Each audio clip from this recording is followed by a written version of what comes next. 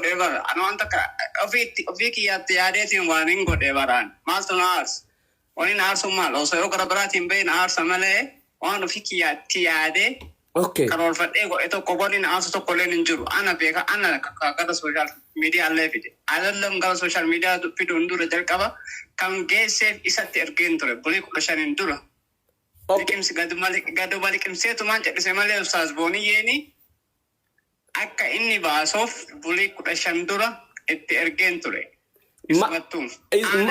Maal ol gootan? Dhaggeeffadhu haa. Ana jedheetiin isinis tolteeti anas tollee waliin goone waan godhu qabnu waliin goone piraayiveetii eenyuun ilaallatu sooshaal miidiyaa namiti osoo bakka fedhallee dhaqee who cares waan ofii kiyyaa godhan sii galee. Nan beekaa bara ifii kee godhu. Isiinillee jaalattee goote isiinis jaalattee goote.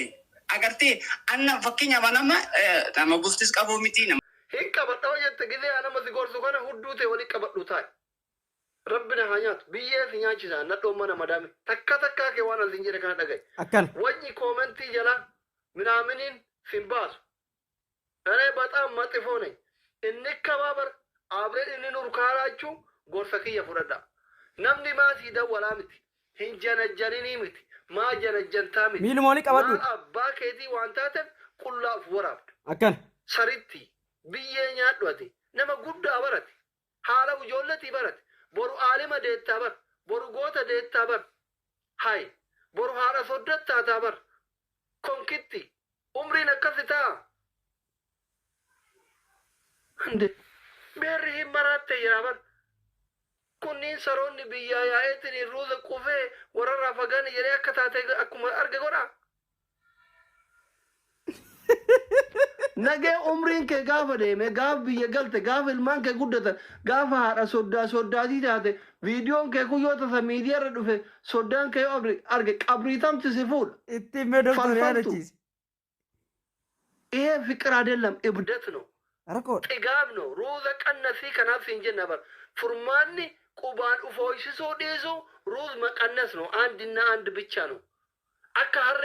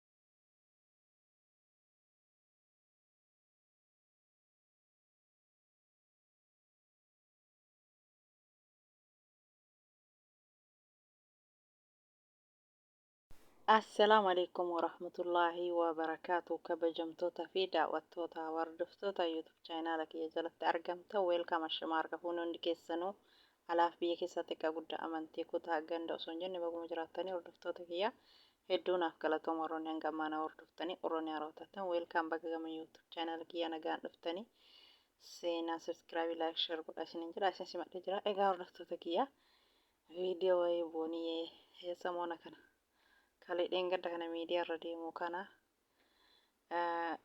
viidiyoo san irraa dubbachuu dhufee jechuudha. Nama miidiyaa qabu dubbiin naman dhiiftu akkuma namni hundi xiqqaa guddaan irraa dubbatetti dubbii yoo hin callisana jedhanillee giddiman dubbadhu naman jetti. Haa ta'u namni hunduu ilaalcha mataa isaa yaada mataa isaa itti kennuun immoo dirqama eega nama miidiyaa tokko ta'e jechuudha. Ajaba kaa raayyaan abbaa mancaa ilmi namaa kan hin dogongorre hin jiru dogongorte mucattii tun kalee amantaa biraatirraa dhufte amantaan horri amantaa isii sun isiin kalee dhufte sun itti laata amma yoo kennallee ka silaa waa beeka jedhanii namni kenna silaa zabana kana astaghfirullahi haa caalu ka nama kenna ka silaa ilmi rabbii beeku ka diinii rabbii beeku silaa maal beeka fitige kun dheengadduma waa'ee qaama saalaa akkas godha jedhee dubbata kun fidee fi qaama dubartii waraabbatee miidiyaarra baasa yooma qaama dubartii miidiyaarra fidee baase darajammaan inni argatu maali ilmi namaa sila wallaa namni kenna nama amantaa biraatirraa dhufe hanqate jechuudha namni kenna wallaahi namni haga kenna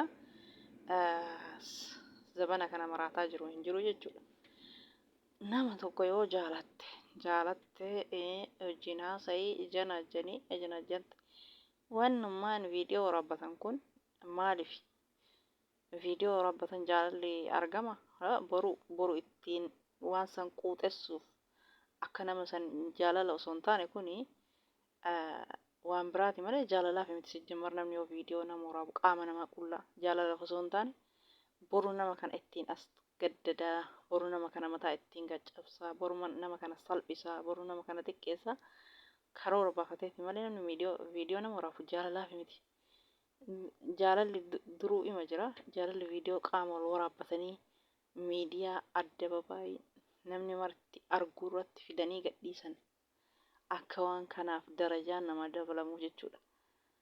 Ofuma xiqqeessaa namni nama xiqqeesse kun nama sattare rabbi isinii sattaraa nama sattare akkasuma rabbi illee satrii isaa irraa saqa jechuudha. Namichi kun amma jattiin yookiin akka ustaaza kanatti hin heerumneef ustaaza kanatti akka inni hin jennee fi akka ustaaza kanarra nikaa akkasiin ituuf as gaddadee ofiitti fuu namni kenna muluma badaa jira. Mee namni biraa amantaan biraa akka nama kenna kana qaama wal waraabbatee wal gadhiisaa miidiyaa irratti wal gadhiisaa kennuma ka haalaaf saala adaba fixatee safuun keessa haaqamee wanuma jedhuuf waan hojjetullee hin laallatu jechuudha. Ka amantaa biraatirraa dhufe kennaan ni dogongoraa jechuudha. Ka ilmi rabbii diinii rabbii sodaa rabbii waa hunda barate ni dogongoraa. Jatti dheengadda amantaa biraatirraa dhufte namni kamuu ni dogongora. Dogongora sanirraa immoo of sirreessanii irraa deebi'uudha. Ka tare ka dhufuuf of sirreessanii jechuudha. Waa'ee boonii viidiyoo itti aanu qabadhee dhufa amma viidiyoo dheeressuuf naan ga'u jechuudha. Ka nama kennaa kana nama ajabee nama hin dhiifne jechuudha. Ka waa wal saaxiluu ka dubartiirraa dhiirarraa saala dhabuu adaba dhabuu maali shari'aan kenna akkana nama ajaja safuu fixadhaa namaan jedha eebii namaa miidiyaarra baasaa namaan jedha shari'aan kenna waan akkana diriirsa namaan jedha waan akkana adaba baay'ee keessatti daa'imni lafaa dhufu ilmi namaa lafaa dhufu ilmi ka bultiin godhatiin ka of dura bultii godhatuuf yaadu dargaggeessi lafaa dhufu ka of duratti jaalala yaadu akka waan kana isinirraa haa dhaaluuf immoo maal yoo eebii walii sattartan eebii miidiyaarra baastanii miidiyaa namni marti argu xiqqaa guddaan nama biyya alaati miti kan namni biyya keessattuu amma intarneet akka duraanitti miti tole waan miidiyaarra oolu waan qilleensarra oolu namni marti arga jechuudha. Yooma waan kana fidanii miidiyaarra gadhiisanii adda babaayii ilaalee mee maaluma argamaa jedhan daraja isinii argamaa jedhan akka kiyyatti daraja maal argattanidha.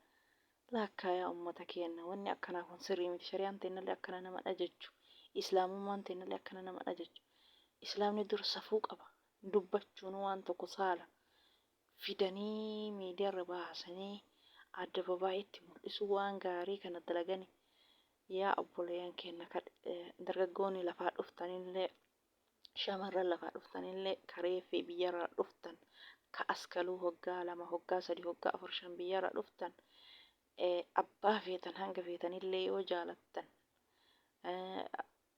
jaalalame suutumatti likkimatti deema jaalala keessa taree qaama ofii viidiyoo walii agarsiisanii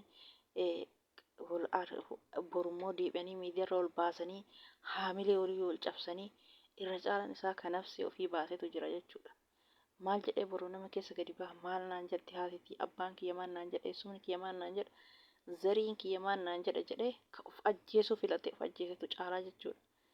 waan akkanaa kanarraa of keessumaa yoo ijoolleen haaromni biyyarraa dhufte waan akkanaa kana gonkumaa irraa of qusadha. Ka tare ka dhufu immoo abbatu of mara jedhee bofti. Ka tare silaa eenyu jettani kanaaf immoo amalee of hin ajjeesina. Ka tare immoo ka tare hubannoo muuxannoodha. Ka dhufu immoo hubannoodha abbatu waan san waa irraa barata jechuudha. Kullu banii aadamu kaxaa'u jedha. Namni waan dogongore hin jiru. Dura wallaaltanis beeytanis dogongortanii dogongora san lammaffaa irraa sirreeffatu. Ilmi namaa kam kan hin dogongorre hin jiru. Yoo nafsi of baasanillee homaa furmaanni takka hin jiru. Salphinnumu takka salphaatti takka suuraan kee miidiyaa irra bahe maqaan sirraa nafu. Yoo of ajjeeste wanni jijjiiramtu akka duutus sirraa nafu maqaan kee. Bara ebaluu sun akkanatti qaamni isii miidiyaa irra bahe sanaaf of ajjeefte adada viidiyoo sanii arganii maqaan kan kee ka'uu nafu jechuudha. Salphinuma duutus ati salphinni sirraa nafu jiraattus salphinni sirraa nafu. Badii san beekanii waan haaraa uumanii jiraatudha. Ilmi namaa kan waan balleessine hin jiru jechuudha. Ilmi namaa kulliin isaa waa balleessa. Tokko ani lakki waan balleessu jedhullee boru wanni isa mudatu hin beekamu jechuudha. Kaarra lakki baga sitti baga akkas taate ka jedhullee hin jira jechuudha. Borusillee waan si mudatu hin beektu jechuudha. Osoo hin beekin beeytee osoo hin taane osoo hin beekin waan taatu hin beeku. Yookiin ilmoo kee tokkas ta'a yookiin si tokkas ta'a waan si mudatu hin beektu jechuudha. Ka itti murteessitullee kanaafuu yaa uummata keenya lakka waan akkana waan safuu fixatan kana hin dalagina miidiyaa irratti. Ilmaan keenya ijoollee keenya dargaggeessa keenya shabaaf kalafaa dhufu ka ganaa waa'ee jalalaa yaadu ka ganaa guddataa jiru miidiyaa irra fiddanii waan safuu waan fakkuu miidiyaa irra fiddanii gadi hin dhiisina. Daa'imman marti amma silkii qabattee ilaalti. Waan isin gadhiiftan kana waan isin jettu waan isin hojjettan kana sila daa'imman irraa haa barattuuf immoo daa'imman irraa haa laaltuuf immoo dargaggeessi lafaa dhufu akka keessan isin baddanitti haa baduuf immoo silaa namni waa barate jedhan nama waan baratiin hin ga'u bara kana jechuudha. Osoo waa beeka jedhaniin ka waa balleessu isa jechuudha. Hin saalfatan immoo yoo waan dalgan kana yooma haasanillee hin saalfatan akka nama waan gaarii dalage tokkotti afaan guuttatanii haasan. Namni waan safuu waan badaa dalage tokko miidiyaa irra bahee saalfatu dubbatullee hin qaanfataa jechuudha. Kenna silaa haa caalu yookaan nama kenna jechuudha. Saalli takka hin jiru waan akka nama kun waan gaarii haasa'e kana haasanii jechuudha waan fakkuu kana yoo san. Lakka yaa uummata keenya lakka yaa shamarran keenya lakka yaa dargaggeessa keenya warri akka dargaggeessa malee miti akka jaarsaa maka waa balleessaa jiru yookaan sheekaa yookaan ishee astagfirullah lasiin. Rabbi isaan haa qajeelchu yoo hollaaluma taate akka raayyaan ustaaz raayyaan abbaa mancaa baanu yoo hollaaluma taate rabbi ifa isinii haa banu yoo osoo beektan taate ardiinsi haa ganuu jedhan akkasii rabbiin yoo hollaalummaa isinii jiraatte rabbi isin haa qajeelchu yoo beeka akkana gootanii nama waan akkana dalagu kana mee nama dhibamee hospitaala harkaan luka dhabe ilaali. Mee nama hospitaala waan yaalamuun dhabee manatti shame ilaali. Namni waan hin taane eebii namaa miidiyaa irra baaftees adda babaayin argaan adda babaayii muluu wal ga'u eebiin namaa jechuudha. Wanni akkanaa kun sirrii miti lakka yaa uummata keenya dhaabaa waan akkanaa waan afaan hin taane waan saalaa haasa'u fiddanii qaama saalaa miidiyaa irratti waraabdanii fiddanii gadhiisu duniyaan haga fedhanillee osoo taate dhiisaniitu waan birumaa deeman malee namni duniyaa tana fudhatee deemu hin jiru. Haguma feetillee osoo waan feetillee taate wanni namni walirra dhabee viidiyoo kanallee nama ofii ganzaba wal quuxessuu fi yookiin borganzaba as fidii si fuudhaa ganzabni sun dhufuu dinnaan fidanii qaama namaa miidiyaa irra baasan. Bakka abbaan fedhe jaalatee jibbee qaama keessan dhiiratti waraabdanii hin argisiisina. Kalaas yoo isin jaalata akkanuma isin haa jaalatu. Isin jaalatu baatu isin haa dhiisu. Boru namni haadha abbaan kan kee ati yoo ati miidiyoon kan kee gadhiifame sibicha qalbiin cabaseeti haadha abbaan kan kee fira kan kee eessummaan kan kee maqaan irraa nafu jechuu biyya keessatti. Intala warra eebaluu san bar qaamni ishii miidiyaa irra baheen irraa nafu maatiin achitti namni maqaa isaanii nyaataa jechuu sibichaan ta'an ati sudduutu maatirraa nafu maqaan kan kee sun fira keetirraa nafu kanaafi waan akkana abadan dhiirri fedhee isin jaalate qaama keessan tasuma kaameera manuu itti naasa'inaan akka kaameera manuu dhiira qaama natti agarsiisisiniin jedhu kaameera manuu itti naasa'ina خلاص isinitti salphina irra kabajatu caala. Jaalalli akkana qilee haasinu jechuudha. Qirraa jedhu jaalalli qaama agarsiistu malee qaama kan kee waraabdu malee siin jedhu dhiirri akkana sitti haafu jaalalli akkana. Yoo salphina barbaadde malee jechuudha namni waan kana gootu kabajatu caala salphinarra. Jaalalli akkana ammoo sitti haafu. Obsinaan ati hiree gaarii hin dhabdu jechuudha. Qaama kee fiddee abbaa argitee waraabdee argisiisteef jaarsan argattu. Qaama kan kee qabatteetiin akka asliin baanu silaa uummatuma maraatiin nama walitti qabee nama arrabsiisa. Qaama kan kee walitti qabadhuuti hiree kan kee eeggadhu. Qaama kan kee waraabdee durii ergitee duriin achii ka'u loltanii jennaan fidee miidiirra gadhiisee maaltu kanaan nama ga'e jechuudha. Akkasii baay'ee nama qaanessa wanni nama kenna kun silaa amantaa biraatirraa dhufee waa namarraa barataa nama kanaa miila hin cabsinuu namni kun eenyudha jedha silaa waan akkana yaada. Kamaraataa jiru kenna jechuudha biraati miti kamaraataa jiru kenna kasaala fixate adaba fixate hayaa fixate moluma hayaa fixate namni kenna. Namni akkanatti miidiyaarra bahee waan fakkuu haasa'u diriirgala. Kan fakkuu haasa'u isatti xiqqateef uummata diriirsa miidiyaa irratti waan gaarii kana fidee gadhiise jechuudha. Immoo saalfatullee namni hin saalfata waan itti dalage tokko ni saalfata. Heenumaan saalfatu zabana akiraa keessa jira. Akkasii hordoftoota kiyya rabbiin nama akkanaan hin godhin a'uuzu billah. A'uuzu billah irraa maganfadha warroonni waan akkanaa kana yaaddanillee anillee bada akkana godhuu warri jettanii qalbiin isin yaadda. Irraa maganfadha warri qaama viidiyoo namaa waraabdanii of bira geettan marti. Rabbii keessan sodaadha qiyaamaa guyyaan adiin nutti bu'aa jirti. Kan silaa biyyi keenya yeroo dacheen ibiddi keessan ol bahee dacheen sochooti suni gorsa isinii hin taane kamtu gorsa isinii ta'a. Rabbiin bar waan nutti argisiisuuf haan waan irra jiru san of yaadannee gara rabbii keenya toobaa deebinuufi malee haa cal'isneetiin irra laallee bira tarruu miti.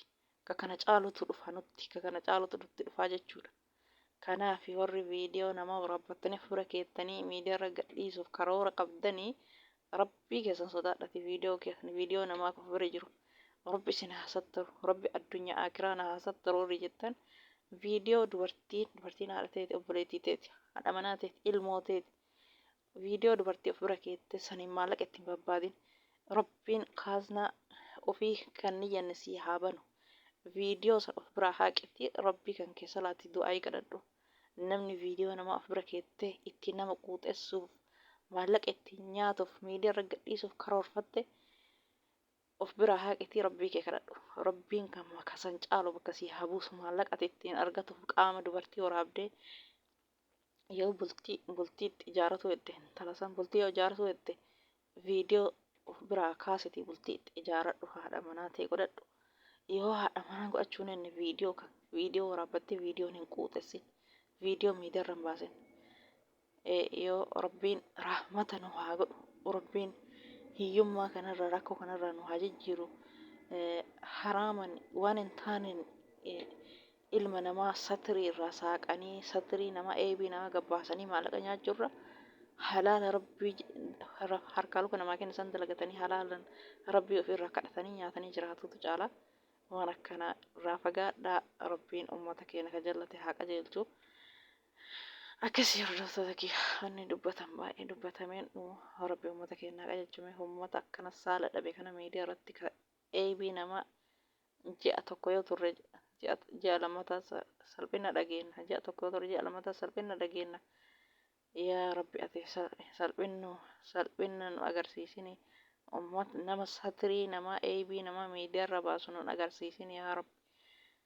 Yaa Allah uummata keenya qajeelchi akkasii egaa hordoftoota kiyya viidiyoon kee karra kana fakkaata. Assalaamu alaikum warahmatullaahi wabarakaatu. Waan dhaggeeffattaniif hedduun akka galatoomaa turtii gaarii hanga viidiyoo biraatti walitti deebinutti baay'ee hordoftoota kiyya.